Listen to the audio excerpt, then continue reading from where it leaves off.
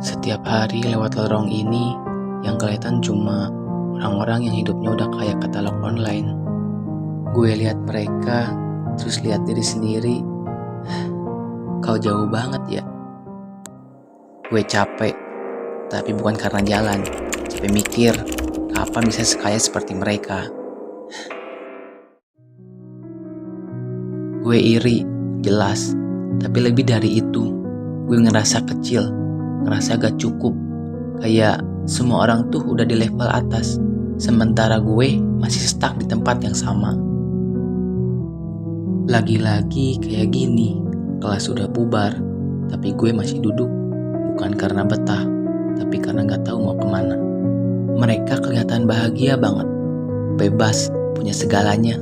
Dan gue duduk sendirian, nunduk, scroll-scroll hidup orang lain sambil mikir, apa gue juga harus kayak mereka biar dianggap.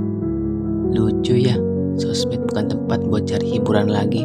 Sekarang jadi tempat kita ngebandingin luka masing-masing. Awalnya cuma mikir, keren juga tuh. Lama-lama jadi, gue juga harus punya.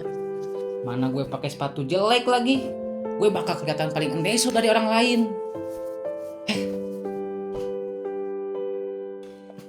Aduh, kebutuhan akademik juga gua banyak lagi. Mana uang UKT tinggal segitu. Buku pengantar akuntansi, seminar, nanti dulu deh. Uang modul. Gue mulai mangkas kebutuhan kampus cuma demi penampilan. Lucu sih, gue hidup, tapi bukan buat diri gue.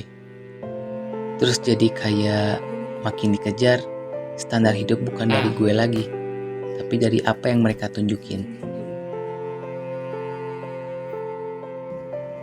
Dan parahnya, ada buku gue yang harus sekarang dibeli. udah berani bohong ke orang tua Paling gue. 2 juta aja.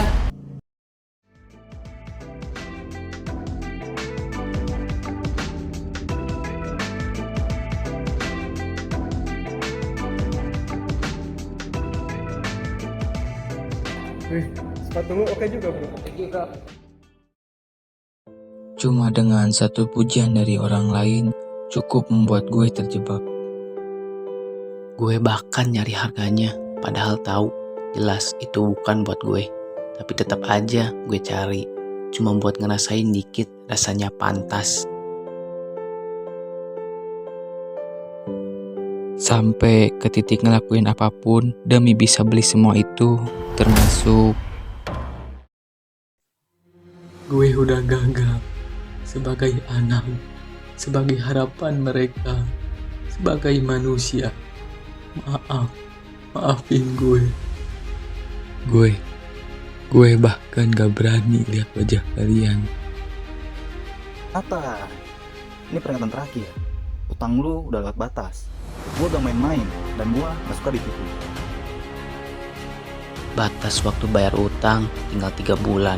Gue gak punya pilihan lain. Minggu lalu masih foya-foya, sekarang malah nyari part time. Ironis banget. Ini konsekuensi yang harus gue tanggung dari kebodohan gue. Ujung-ujungnya gue balik lagi ke kondisi semula. Ya nih sih, mana nih? Mau ke depan dulu, duluan ya. Gue sadar selama ini gue bukan pengen, tapi ngerasa harus punya ini, harus ikut itu, harus kelihatan keren kayak mereka. Tiap hari sibuk ngebandingin hidup gue sama hidup orang lain yang cuma kelihatan di layar. Padahal gak ada yang maksa gue, cuma pikiran gue sendiri yang terus nge-push. Sekarang gue ngerti, jadi diri sendiri itu bukan berarti gak keren, tapi berani jalani hidup tanpa harus validasi dari orang lain. Dan buat gue itu cukup, gak harus punya semuanya. Yang penting gue gak kehilangan diri gue sendiri.